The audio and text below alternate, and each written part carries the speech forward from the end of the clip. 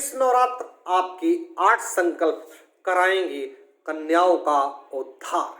नवरात्र में अष्टमी यूं ही नहीं महत्वपूर्ण मानी गई, बल्कि इस दिन माता गौरी का पूजन, उपवास और हवन करने वाले भक्त पूरे 9 दिन तक पूजा का फल पाते हैं।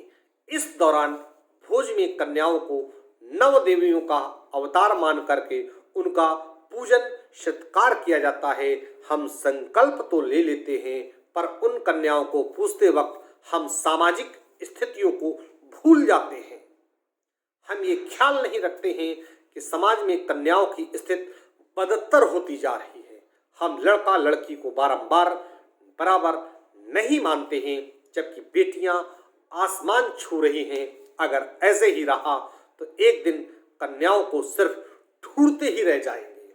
इस मामले में आपका अपना शहर कानपुर पर कुछ नजर ऐसी डाल लें कि कन्याओं की स्थिति पर नजर डालें तो कन्याओं का लिंगानुपात चिंताजनक है ही, साथ ही साक्षरता दर भी पालकों के मुताबिक कम है। इस नवरात्र अष्टमी पर जानकार आपको कन्या भोज के 3 संदेश होते हैं। समाज से ऋषियों ने अध्यात्म, ज्योतिष और समाज से जुड़ा है। कन्या का भोज का सामाजिक अर्थ ये भी है कि इस साल में 2 दिन आप अपने इस प्रण को याद रखें। कन्या से ही सृष्टि है। कन्या भोजन के समय पैर धोना, उनका सम्मान करना, ये सब हमें सीख देता है कि सदा कन्याओं का आदर करें।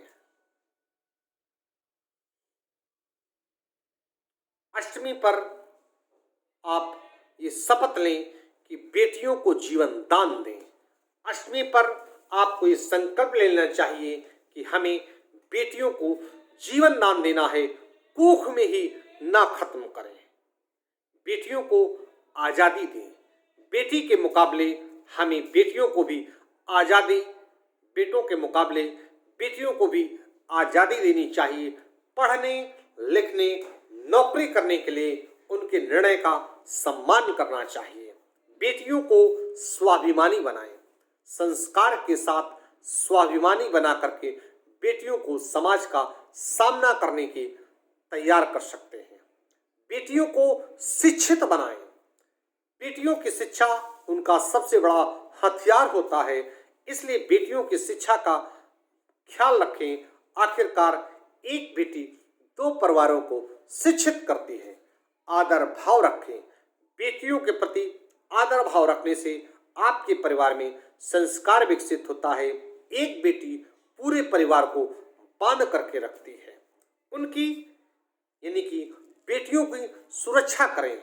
इस नवरात्र पर यदि सभी बेटियों की सुरक्षा करने का संकल्प हम ले लेते हैं तो उनके प्रति होने वाले अपराध भी कम हो जाएं। बेटियों को स्वस्थ रखें। बेटियों को स्वस्थ रखने का भी संकल्प लेकर के आपको समाज में बराबरी से खड़े होने का हक दिया जा सकता है। बेटियों का सम्मान करें। परिवार को या सड़क पर जगह जगह बेटियों को सम्मान मिलना चाहिए। ये संकल्प लेकर हम न केवल बेटियों को खुले में सांस लेने की आज़ादी दें, बल्कि समाज को नई दिशा दे सकते हैं। बेटियों को स्वाभिमानी बनाएं। बेटियों को स्वाभिमानी बनाकर हम उन्हें समाज की हर बुराई से लड़ने की ताकत दे सकते हैं।